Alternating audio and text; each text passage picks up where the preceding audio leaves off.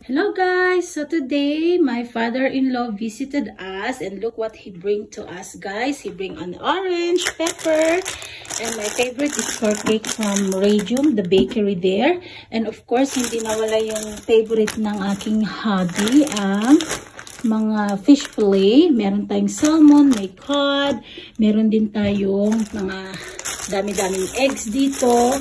Dahil nga, ayun nga guys, mahilig yung ating mga junakis ng eggs.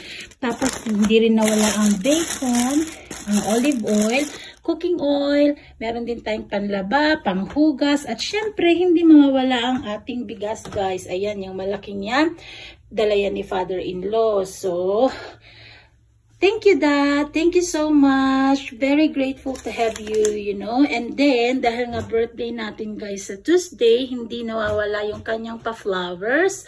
Ayan yung message. At syempre, meron ding card doon. Mamaya natin yan bubuksan. At saka, ayun, guys. Pasensya na, medyo inuubo tayo. At, ayan. O, taran. Thanks, Dad. Ayan ang kanyang mga pasalubong.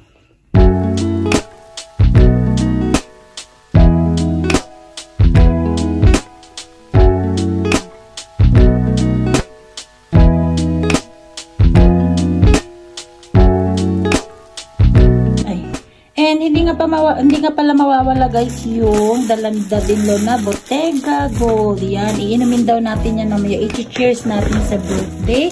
Andito na ang aking ate. And syempre, yes!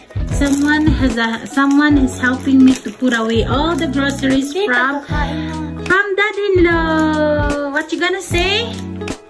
Thank you. Thank you, Grandpa. There you go. Yan. Yan, mag-cheers tayo mamaya. And see ya. Thanks for watching.